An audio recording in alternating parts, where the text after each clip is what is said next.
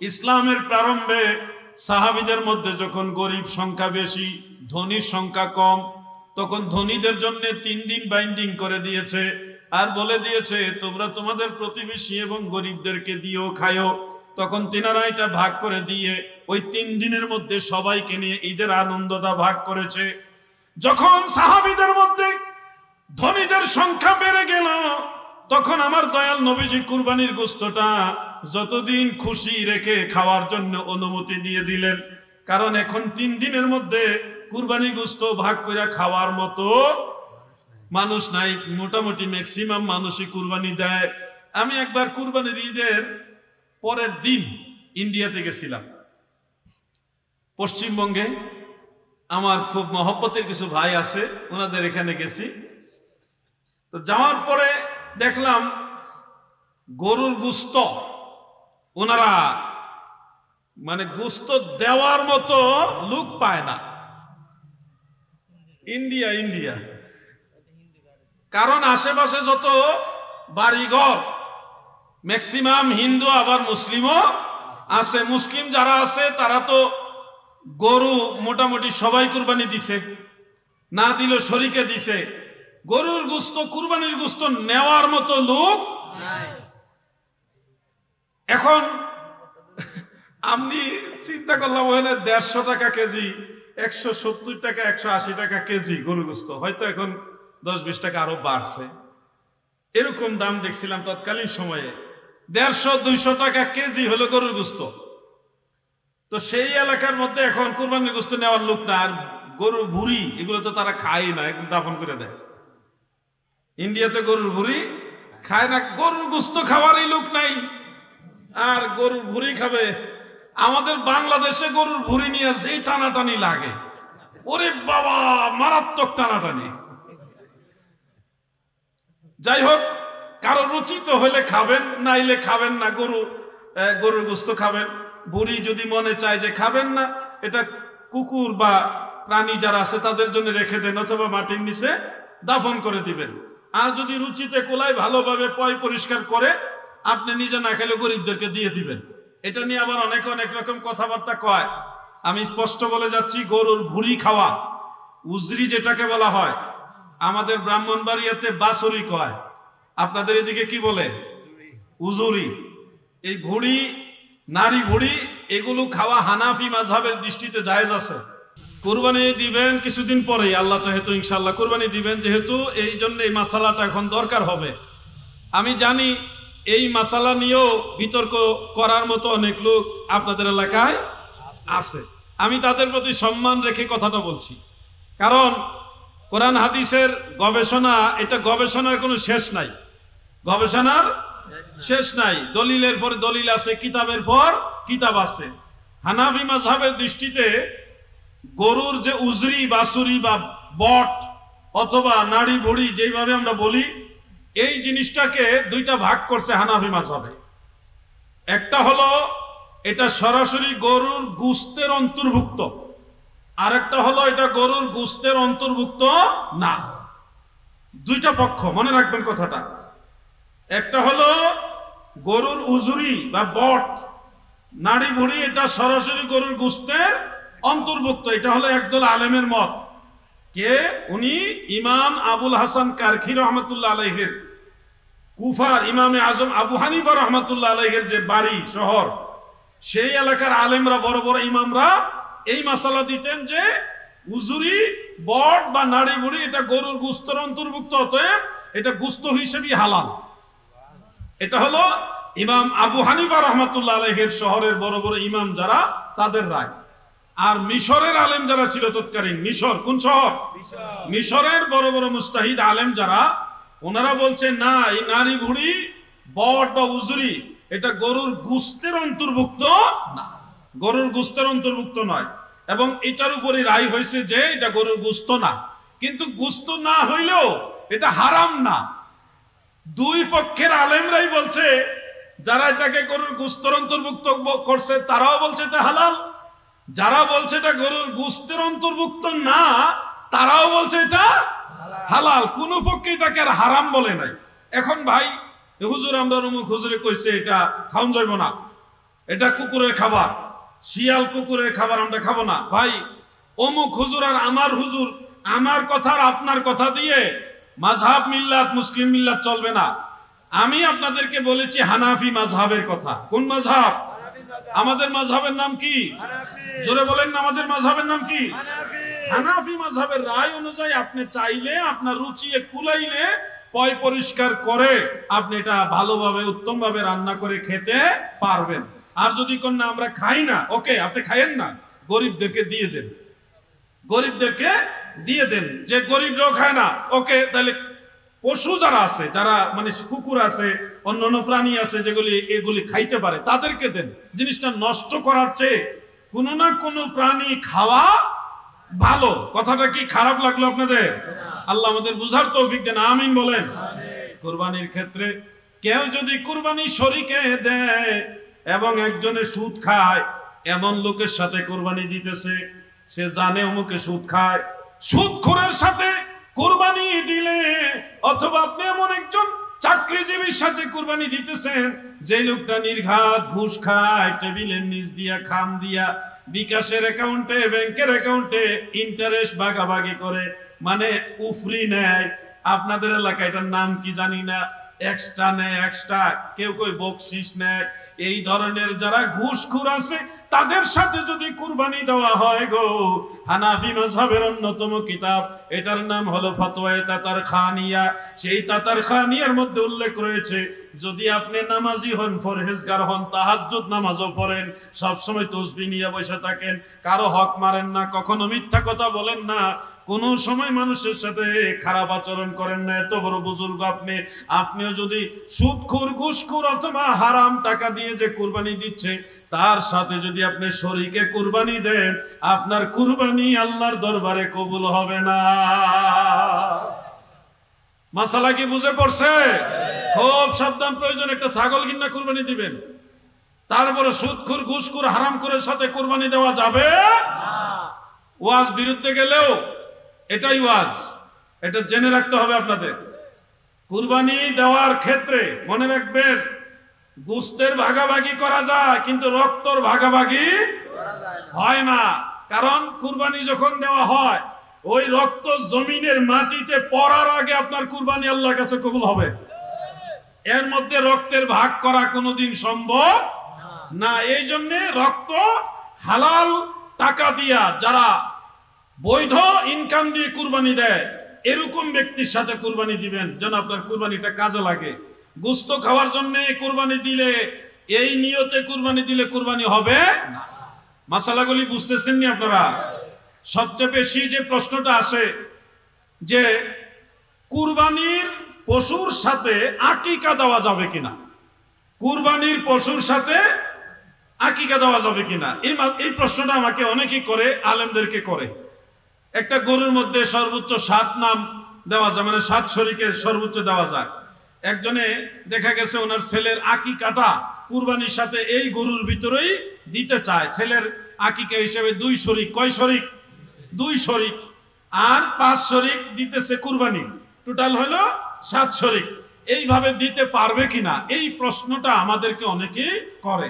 করার পরে আমরা তখন বলি, আপনারাও জেনে রাখেন, ফুকাহে আহনাফ অনেক হাদিস গবেষণা করে, বহু সংখ্যক হাদিস একসাথে স্টাডি করে, রিসার্চ করে ওনারা রায় দিয়েছেন যে কুরবানির গরুতে অথবা উটের ভিতরে পশুতে আপনারা কুরবানির শরীকের পাশাপাশি চাইলে ছেলে মেয়ের আকিকাও দিতে পারবেন, একই পশুতে দিতে পারবেন, জায়েজ আছে।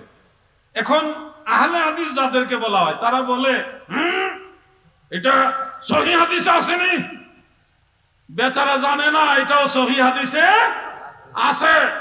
এখন বলবে কোন সহিহ হাদিসে আছে? বাবা তুমি পড়ালেখা করো, বাংলা বই পড়ে ফতোয়া দিলে হবে না। একটা কিতাবের নাম হলো মুসান্নাফ ইবনে আবি শাইবা, 1200 বছরের আগের কিতাব। কয়শো বছর? ওই সময় আহলে হাদিস নামে কোনো দল ছিল না। এই আহলে হাদিস দল যখন অস্তিত্বই ছিল না, তখন ওই কিতাব ছিল মুসান্নাফ ইবনে আবি শাইবা। এই কিতাব যিনি লিখেছেন উনি ইমাম বুখারীরও উস্তাদ, ইমাম মুসলিমেরও উস্তাদ, ছোটখাটো আলেম নেই। ইমাম বুখারী 6.5 লক্ষ হাদিস মুখস্থ জানতো, 4 লাখ হাদিস গবেষণা করে। আর প্রশ্নোত্তরের মাধ্যমে সুন্নিয়তের প্রচার প্রসারটা বেশি হয়। ওয়াজ যেটা মনে চাইতেছে, ভাবতেছি এটা করলে আপনাদের ভালো হবে, এইভাবে আমি করতেছি। কিন্তু প্রশ্নোত্তরটা হলে এলাকার চাহিদা, এই এলাকার এই সমস্যা, ওই সমস্যা যেখানে যেই রোগ হয়েছে ওই মেডিসিন প্রয়োগ করার সুযোগ। এজন্যে আপনাদেরকে, যুবকদেরকে বিশেষ করে আমি মাঝে মধ্যে আমার মাথার তো জালি টুপি নাই, তো আমার গরম শুননি কমকে কই যে আপনি গরম গরম কথা কন, এই জন্য গরম শুননি। তো আমি জালি টুপি বললেও গরম শুননি, উষা টুপি বললেও গরম হইলে গরম হয়, সুন্নি হইলে গরম হইতে পারে, নরম যেটা এটা যে কোনো সময় ওয়াহাবি হয়ে যেতে পারে, এটার বিশ্বাস নাই। বন্ধুরা আমার ভালো লাগে, আপনারা এই ওনার চেহারাটা মনে হয় একটা মিডিয়াতে দেখছি আমি, খুব সুন্দর জিকির করে।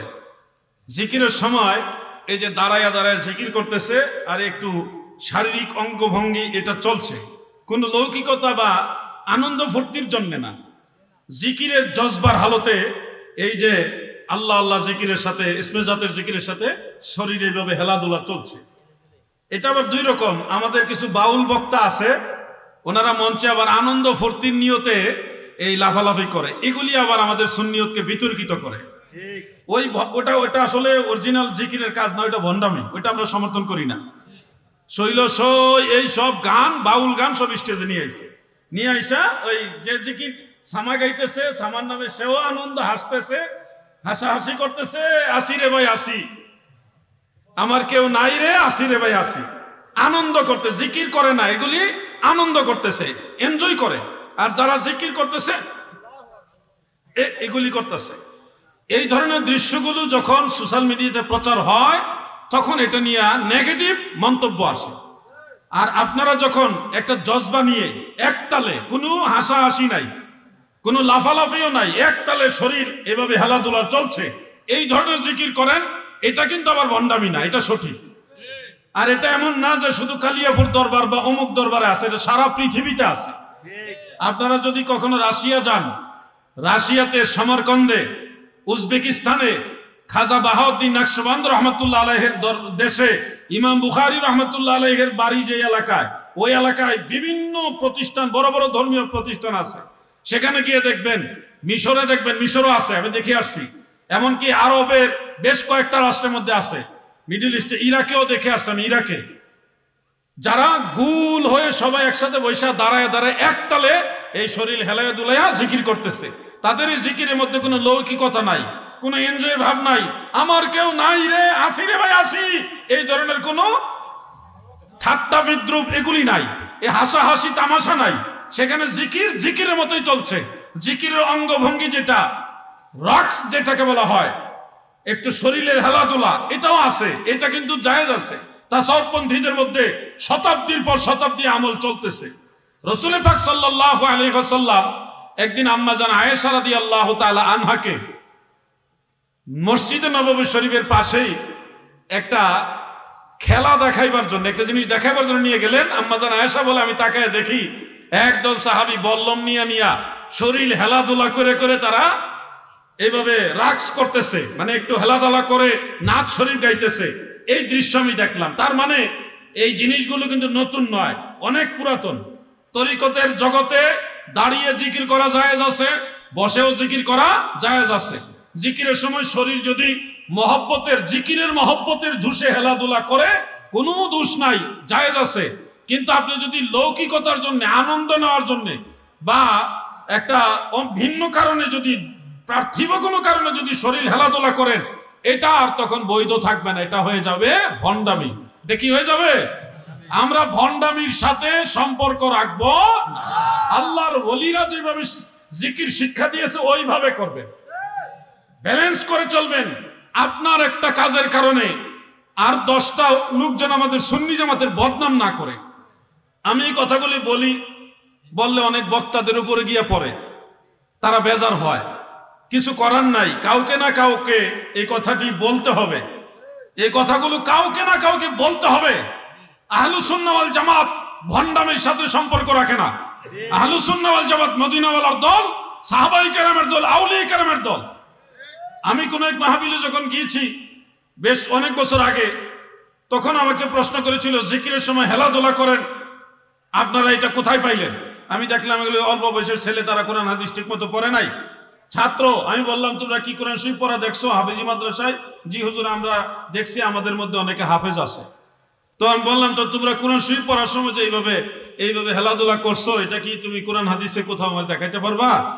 কোন, এটা তো কোরআন তেলাওয়াতের একটা জজবা, মহব্বতে আসে, এটা আনা লাগে না এসে যায়, আনা লাগে না এসে যায়। তা আমি তখন বললাম ভাই, ওইটা কোরআনের মহব্বতে আসে, আর এটা আল্লাহর নামের জিকিরের মহব্বতে আসে, ঠিক কিনা বলে?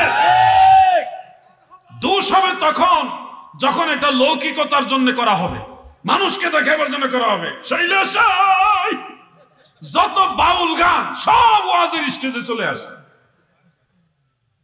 রাগ করেন না, রাগ করলে কিছু করেন না, আমি সত্য কথা বলবো। আমার দাওয়াত দিল সই, না দিল সই, কথা এটাই।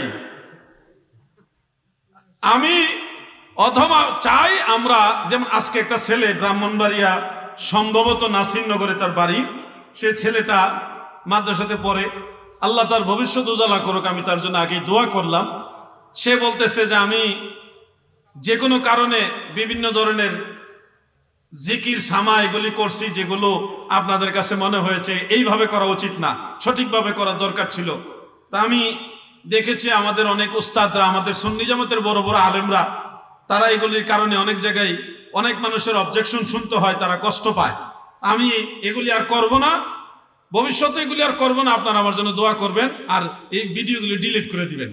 এইভাবে আমরা চাই। আলাউদ্দিন জিহাদির নকল করতে আয় না, নকল করে যত বাউল বক্তা আছে তাদেরকে আলাউদ্দিন জিহাদির নকল করো কেন? এটা করবে না, কারণ এই আলাউদ্দিন জিহাদি নকল করলে হাজার হাজার কিতাব পড়া লাগবে, হাজার হাজার কিতাব পড়া লাগবে। কিতাব পড়া নকল করতে রাজি না, বাউল গান শিক্ষা নকল করতে রাজি। কাজের কাজ করো, কাজের কাজ করো, ঘরে ঘরে আলাউদ্দিন জিহাদি তৈরি করো, তাহলে বাংলার জমিনে নবীর দুশমনরা আর টিকে থাকতে পারবে না, ঠিক কিনা বলে? আল্লাহু আকবার, আল্লাহু আকবার, নারায়ে রিসালাত। কুমিল্লার একজন আলেম বলেছিল আমাদের নবীজির মা বাবা তারা জাহান্নামে যাবে, নাউজুবিল্লাহ বলেন। মনে রাখবা মৌলবী, তোমার ফতোয়ায় মদিনাওয়ালার মা বাবা জাহান্নামে যাবে, এই চিন্তা মাথায় ঢুকে না। নবীর মা বাবার সাথে অশোভনীয় আচরণ করার কারণে আল্লাহর নবী যদি কষ্ট পায়, নিঃসন্দেহে জাহান্নামের সবচেয়ে নিচের জায়গাটা তোমার জন্য হবে। কোন মৌলবীর ফতোয়ায় আমার নবীর মা বাবা জাহান্নামে যাবে না। বলবে মুসলিম শরীফের হাদিস আছে, লেখাপড়া করছো, সব হাদিসই দলিল না, সব হাদিস দলিল না। হাদিসের উপরে হাদিস আছে, হাদিসের উপরেও হাদিস আছে। হযরত আনাস রাদিয়াল্লাহু আনহু থেকে একটা riwayat সহিহ মুসলিমে এসেছে, একজন ব্যক্তি নবীজিকে বললেন, ইয়া রাসূলুল্লাহ আইনা আবি? ফাকালা ফিন্নার। ওগো নবী, আমার বাবা কোথায় আছে? নবীজি বলছে তোমার বাবা জাহান্নামে আছে। সে মনে কষ্ট পাইছে, বাপ জাহান্নামে, কথা শুনলে তো খারাপ লাগবে, চলে যাচ্ছিল। আমার দয়াল নবীজি আবার তাকে ডাইকা এনে বললেন, ইন্না আবি ওয়া আবাকা ফিন্নার, নিশ্চয় তোমার বাবা আমার বাবা দুইজনই জাহান্নামে। এই কথা শুনে আবার তার মনটা একটু স্বস্তি আইছে যে আমার বাবা একলা না। এটা দলিল দিছে তারা, আমরা বলি এটার ব্যাখ্যা দুইটা। এই হাদিসের ব্যাখ্যা কয়টা? দুইটা। ব্যাখ্যা মানে আমাদের ব্যাখ্যা না, হাদিস দিয়ে হাদিসের ব্যাখ্যা। হাদিস দিয়ে হাদিসের ব্যাখ্যা হলো এই একই হাদিস হযরত আনাস ইবনে মালিক থেকে সাহাবাত আল বুনানি রাহমাতুল্লাহ আলাইহি হয়ে হাম্মাদ ইবনু সালামা তিনি riwayat করছেন নবীর বাবার কথা সহ। আর হযরত আনাস ইবনে মালিক থেকে সাহাবাত আল বুনানি হয়ে মামার ইবনে আবি রাশাদ রাহমাতুল্লাহ আলাইহি তিনি বর্ণনা করেছে নবীর বাবার কথা সেখানে নাই।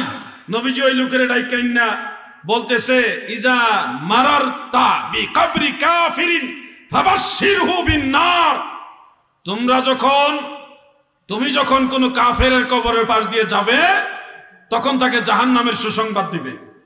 এখানে নবীর বাবা জাহান্নামে এই কথা নাই। রাউদুল উনফের মধ্যে ইমাম সুহাইলি এটা উল্লেখ করেছেন। তারপরে ইমাম জুরকানি শরহে মাওয়াহিবের মধ্যে এই সনদটা সহকারে উল্লেখ করেছেন।